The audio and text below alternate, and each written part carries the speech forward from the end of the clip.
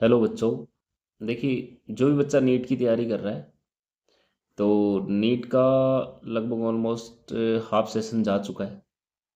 अब देखिए, इसमें बच्चों को सबसे बड़ी जो प्रॉब्लम्स फेस करनी पड़ रही है, सबसे बड़ी दिक्कत ये है बच्चे के सामने कि जैसे जैसे सिलेबस आगे बढ़ता जा रहा है तो उस बच्चों को रिवीजन करने में बहुत सारी कठिनाइयों का सामना करना पड़ रहा है।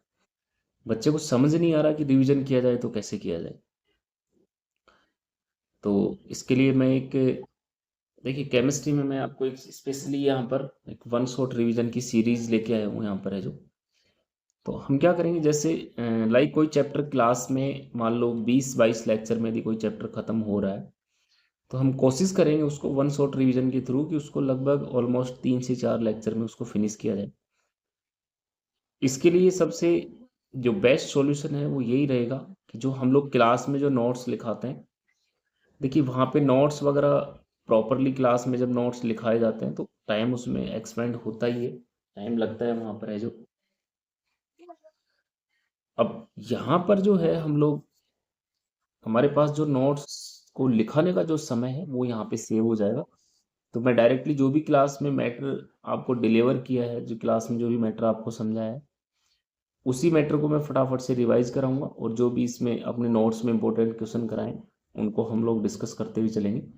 जैसे ही हम लोग 3 से 4 लेक्चर में चैप्टर को कंप्लीट कर लेते हैं, देन उसके बाद में हर चैप्टर वाइज मतलब 100 इंपॉर्टेंट जो क्वेश्चंस है वो भी मैं उस चैप्टर के डिस्कस करूंगा। अच्छा, ये जो क्वेश्चंस होंगे, जो लगभग 100 क्वेश्चंस होंगे, ये ऑल ओवर जो नीट का जो पिछले 15 सालों का जो प्रेडिक्शन है उस पर बेस्ड होगा। उसमें देखा जाएगा कि पिछले 15 सालों में कौन से कंटेंट से क्वेश्चन आ रहा है, किससे नहीं आ रहा।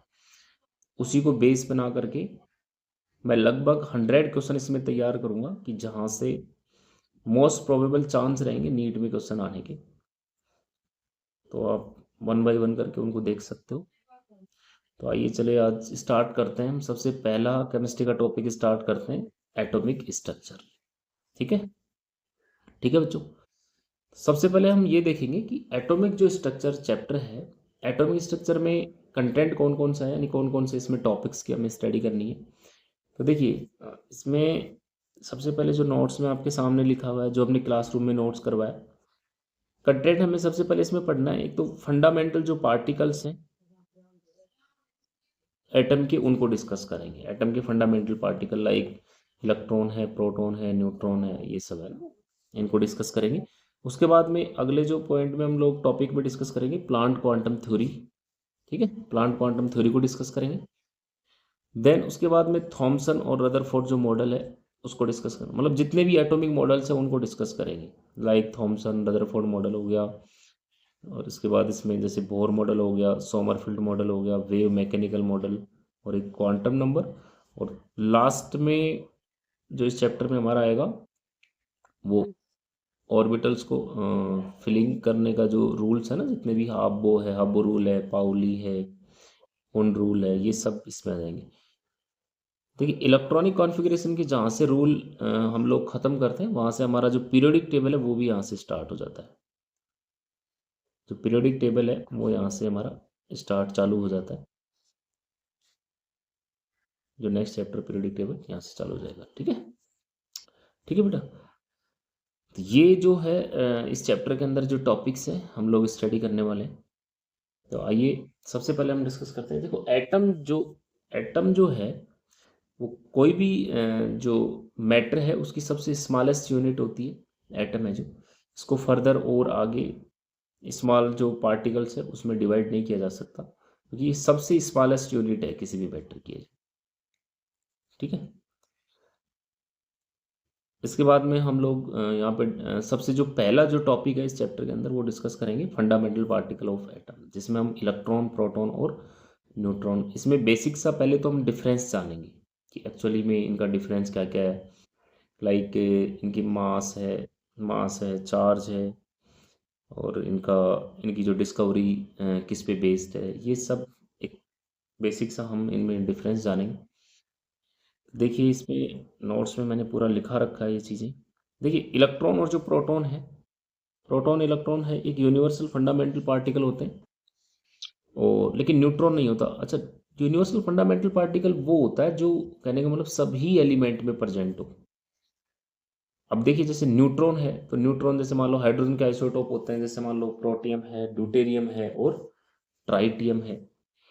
तो हाइड्रोजन के 3 आइसोटोप हैं, प्रोटियम, ड्यूटेरियम और ट्राइटियम, ठीक है ना। तो मोस्टली जो इसमें मेनली जो हम कंसिडर करते हैं, हाइड्रोजन का कौन सा आइसोटोप कंसिडर करते हैं, प्रोटियम कंसिडर करते हैं। तो प्रोटियम जो होता है, प्रोटियम के अंदर यहाँ पर न्यूट्रॉन एब्सेंट होता है, ठीक है ना। तो न्यूट्रॉन जो होता है, न्यूट्रॉन को हम लोग यूनिवर्सल फंडामेंटल पार्टिकल नहीं बोल सकते। अब ये देखो इनमें कुछ बेसिक डिफरेंस दिया गया है। जैसे मास की मैं बात करूं तो मास, इलेक्ट्रॉन का जो मास होता है स्पेशली वो 9.1 10⁻³ kg होता है। ग्राम में कन्वर्ट करेंगे तो वही है, इसको 1000 से मल्टीप्लाई कर देंगे, ये सब आप कन्वर्ट कर लोगे, ठीक है। मास दिया गया है। इसके बाद में हम यदि इसको मान लो एमयू में कन्वर्ट करना चाहें तो एक रिलेशन होता है, हम सभी को मालूम है। रिलेशन देखो हम देख सकते हैं यहाँ पर कि देखो 1 ग्राम, सॉरी 1 mu जो होता है ना, देखिए 1 जो mu है, 1 mu जो होता है 1/Na ग्राम के इक्वल होता है 1 mu जो, ठीक है। तो यहाँ पे 1 ग्राम किसके बराबर आ जाएगा, Na इंटू mu, इसके बराबर ले सकते हैं। तो ग्राम को यदि हम लोग mu में कन्वर्ट करना चाहते हैं तो उसको एवोगाड्रो नंबर Na से हम लोग क्या करेंगे, मल्टीप्लाई कर देंगे। तो ये वैल्यू है, Na का मान हम लोग रखेंगे। Na की वैल्यू एवोगाड्रो नंबर होती है ना 6.023 इंटू 10⁻23। जैसे इसको हम लोग मल्टीप्लाई करेंगे तो 55 इंटू 10⁻⁻5 mu इतना आएगा, जो कि एक नेग्लिजिबल सा मास होता है ये वाला, ठीक है। ऐसे ही हम प्रोटॉन का मास की बात करेंगे तो 1.673 10⁻27 ग्राम होता है। किलोग्राम में इसको 1000 से मल्टीप्लाई कर देंगे। और एमयू में जैसे ही हम लोग यहाँ इसको एवोगाड्रो नंबर से मल्टीप्लाई करेंगे ना, Na से मल्टीप्लाई करेंगे तो ये वैल्यू किस में आ जाएगी, एमयू में आ जाएगी, जो कि आ रही 1.007 एमयू। ऐसे न्यूट्रॉन के मास की बात करें तो 1.675 10⁻27 किलोग्राम होता है। और ग्राम में करें तो इतना ग्राम आ जाएगा। और एमयू में वो वापस से वही आप Na से इसको मल्टीप्लाई कर लो। तो लगभग यूँ कह सकते हैं कि प्रोटॉन का जो मास है वो इलेक्ट्रॉन के मास के बराबर ही होता है। देखिए उसके बाद हम चार्ज की बात करते हैं। तो चार्ज जो है, इलेक्ट्रॉन का जो चार्ज है वो हमें सभी को मालूम होता है 1.6 10⁻⁻19 होता ही है। और ESU यदि हम CGS यूनिट में देखें तो 4.8 इंटू 10⁻⁻ कितना होता है, 10 हो गया। कहने का मतलब इसको हम 1 यूनिट चार्ज के बराबर भी कह सकते हैं, ठीक है ना। और प्रोटॉन का जो चार्ज है, देखिए प्रोटॉन और इलेक्ट्रॉन का चार्ज चार्ज दोनों का सेम होता है, खाली इसमें साइन का अंतर होता है। इलेक्ट्रॉन का जो चार्ज होता है वो माइनस में होता है और प्रोटॉन का चार्ज होता है वो पॉजिटिव में आएगा, प्लस में आएगा। अच्छा, इसका जो होता है न्यूट्रॉन जो होता है ना, न्यूट्रॉन, न्यूट्रॉन पे कोई चार्ज नहीं होता, न्यूट्रॉन एक न्यूट्रल पार्टिकल्स है। इसके बाद हम बात करें डिस्कवरी की, तो देखो डिस्कवरी जो है, इलेक्ट्रॉन की जो डिस्कवरी की थी वो जे थॉमसन ने की थी, और इसकी गोल्डस्टीन ने की थी प्रोटॉन की, और ये जेम्स चैडविक ने की थी, ठीक है ना। न्यूट्रॉन की डिस्कवरी किसने की, जेम्स चैडविक ने की।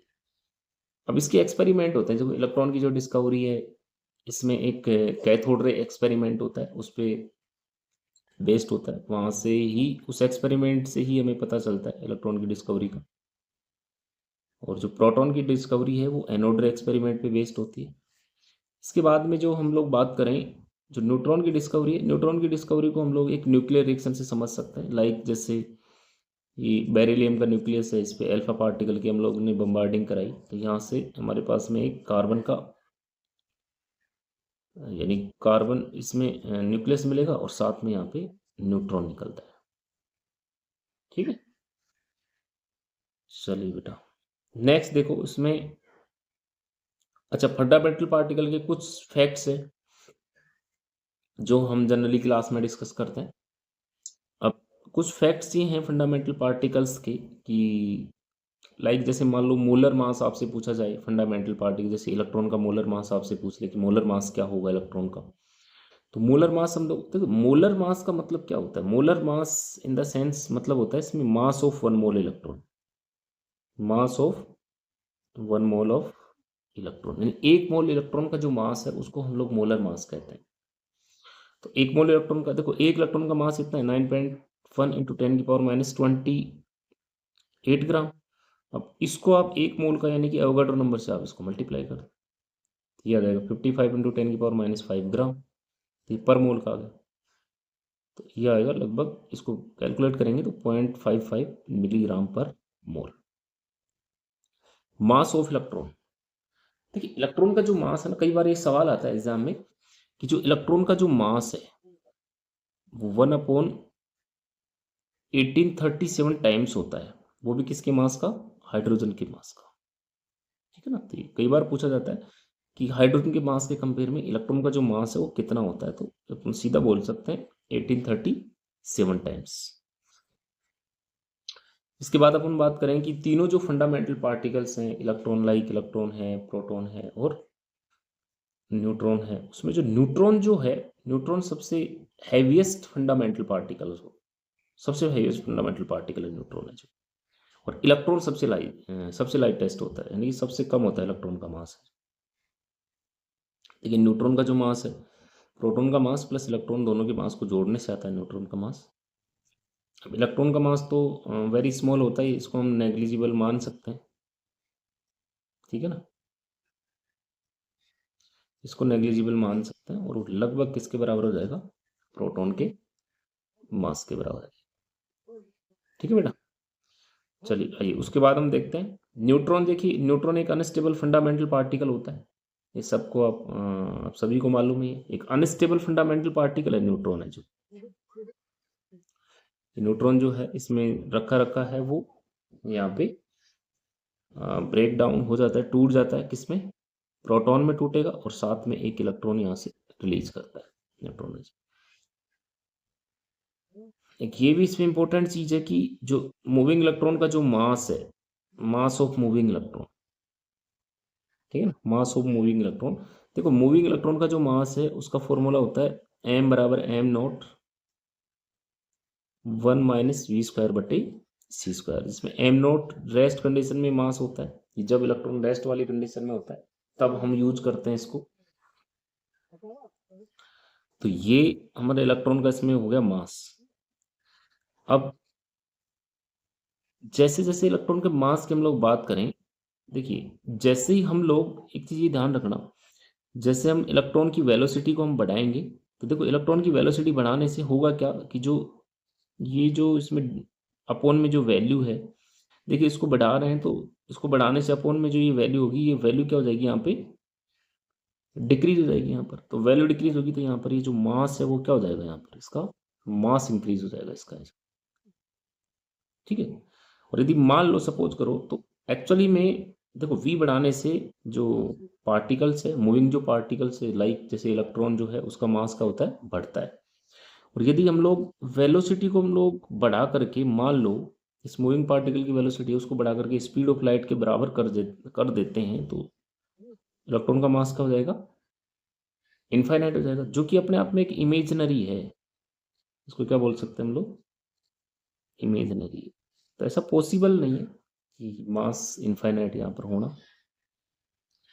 अब इलेक्ट्रॉन का यदि मोलर चार्ज की अपन बात करें, तो मोलर चार्ज का मतलब वही होता है कि 1 मोल इलेक्ट्रॉन का जो चार्ज है, 1 मोल इलेक्ट्रॉन का जो चार्ज है, तो 1 मोल इलेक्ट्रॉन का चार्ज है वो 1.6 × 10⁻⁻19 कूलम। अब इसको हम लोग Na से मल्टीप्लाई करेंगे, तो Na से मल्टीप्लाई करने से 96,500 कूलम पर मोल आ जाएगा, यानी 1 फैराडे के बराबर होता है, ठीक है।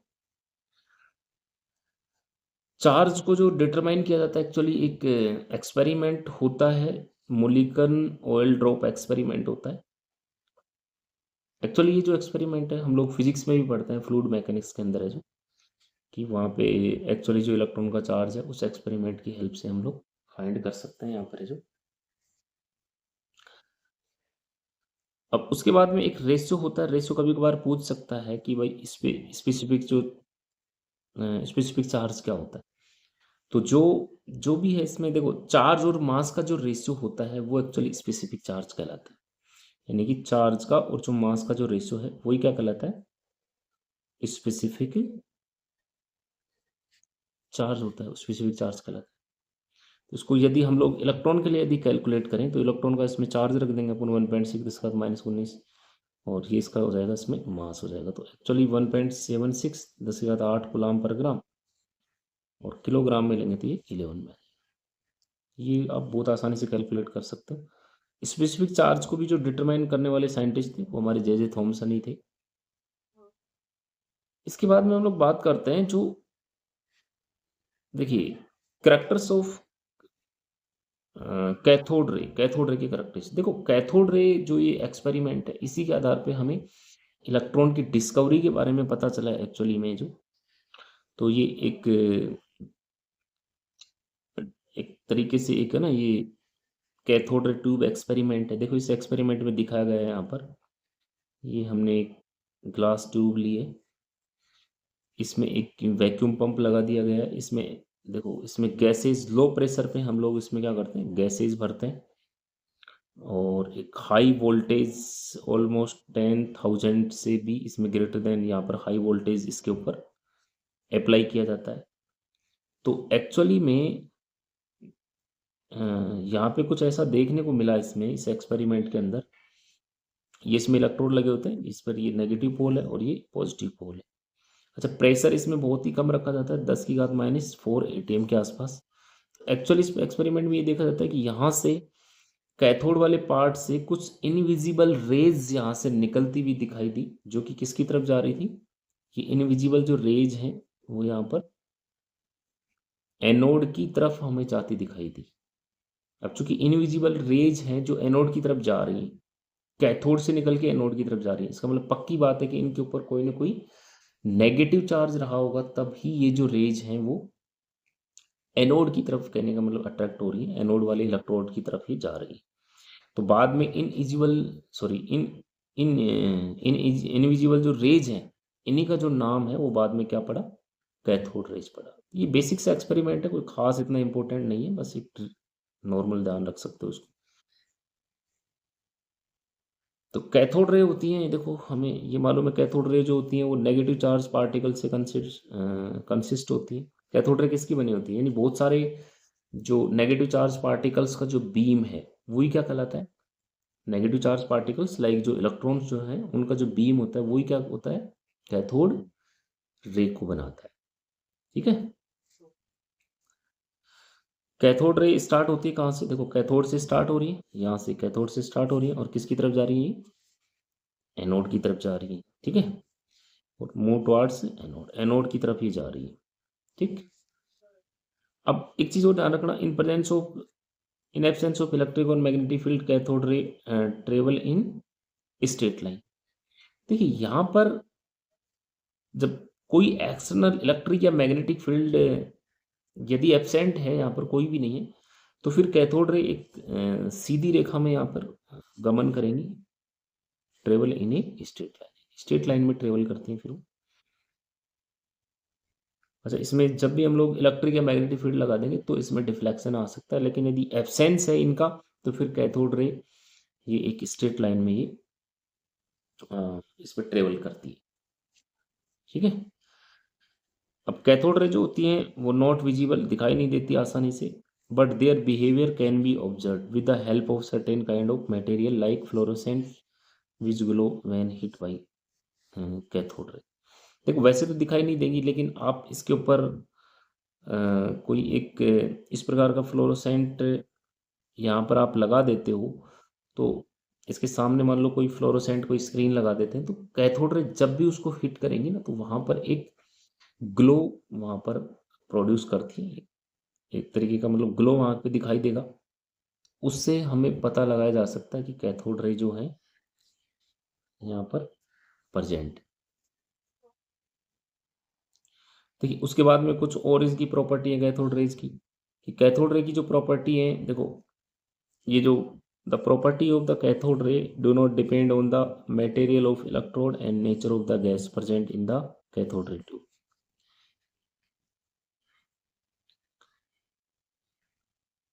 देखो इसमें हम कैथोड रे जो होती हैं, जो इलेक्ट्रोड हैं, इलेक्ट्रोड का मटेरियल क्या है, यानी कि इलेक्ट्रोड का जो भी मटेरियल होता है उस पर डिपेंड नहीं करती है।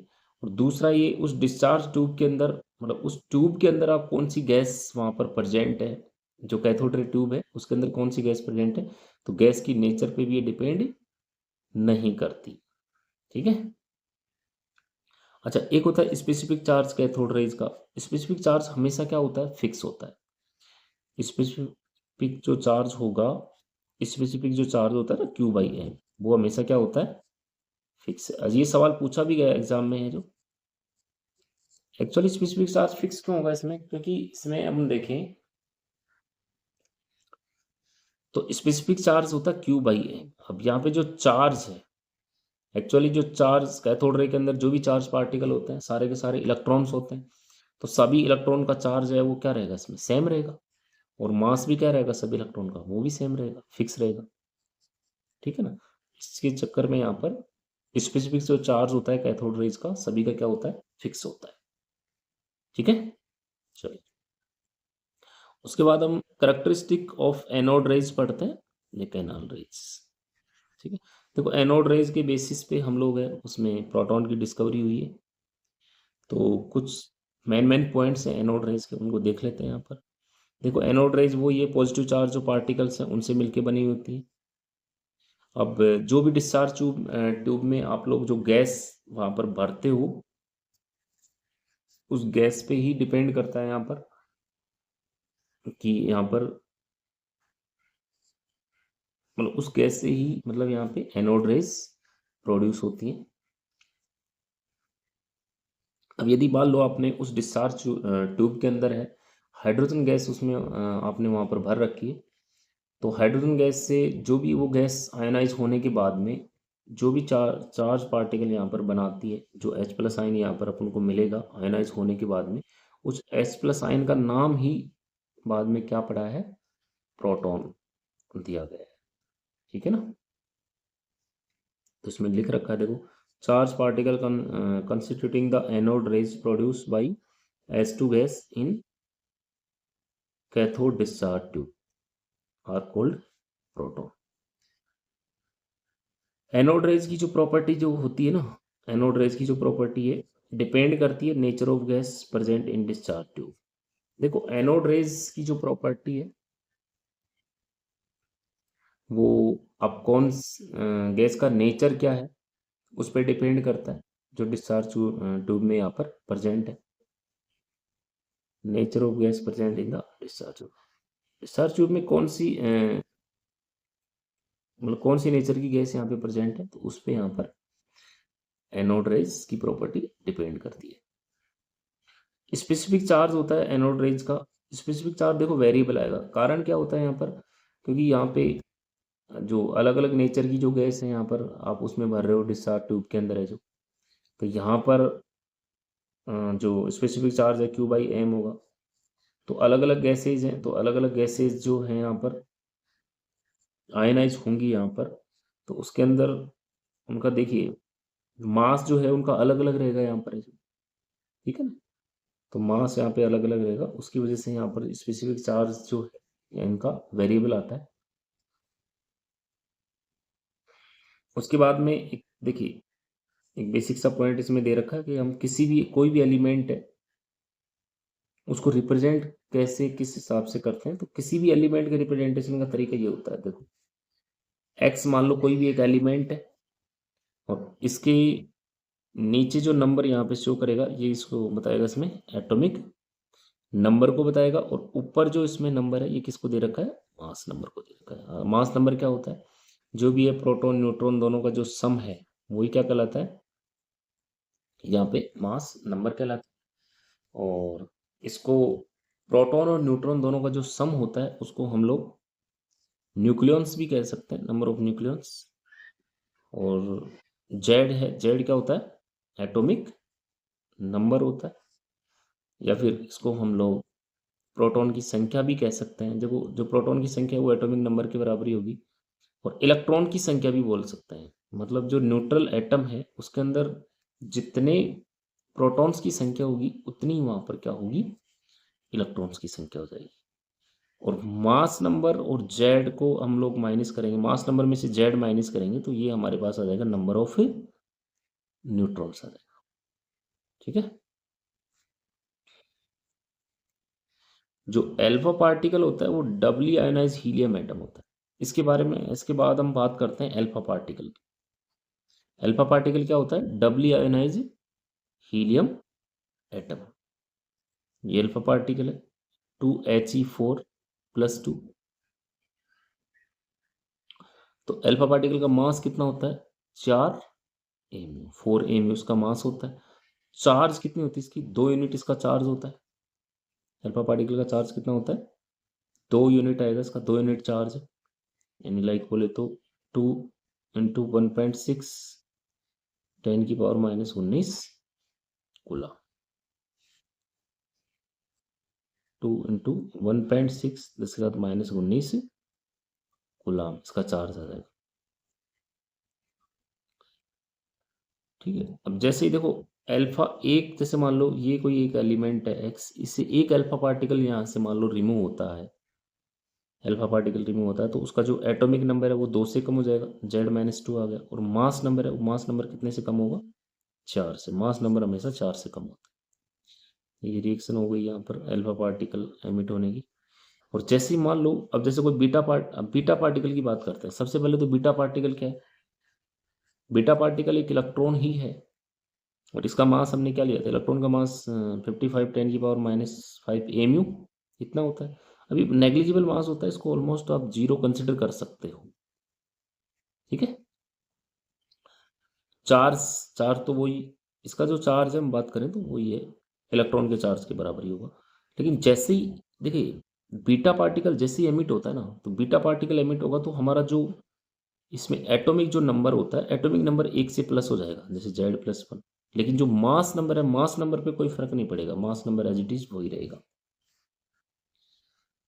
ठीक है ना। अच्छा, एक बीटा का एक एंटी पार्टिकल वो बीटा भी होता है, जो कि क्या कहलाता है? पॉजिट्रॉन कहलाता है। एंटी पार्टिकल जो बीटा होता है वो क्या कहलाता है? पॉजिट्रॉन कहलाता है। तो पॉजिट्रॉन ये हो गया बीटा का जो एंटी पार्टिकल है। तो पॉजिट्रॉन को हम बीटा प्लस से रिप्रेजेंट करते हैं, और ये हो गया, इसका साइन क्या हो जाएगा? प्लस। यानी इलेक्ट्रॉन का जो होता है, इलेक्ट्रॉन पे तो माइनस चार्ज होता है, लेकिन पॉजिट्रॉन पे यहाँ पे क्या आ जाएगा? प्लस चार्ज आ जाएगा। इस तरीके से इसको हम लोग रिप्रेजेंट करेंगे। और जो गामा पार्टिकल होता है, देखो ये कि एनर्जी पार्टिकल्स है, और नो चार्ज और नो मास। तो इनका एक गामा जो है वो एक एनर्जी पार्टिकल से, इसका कोई चार्ज नहीं होता और कोई इसका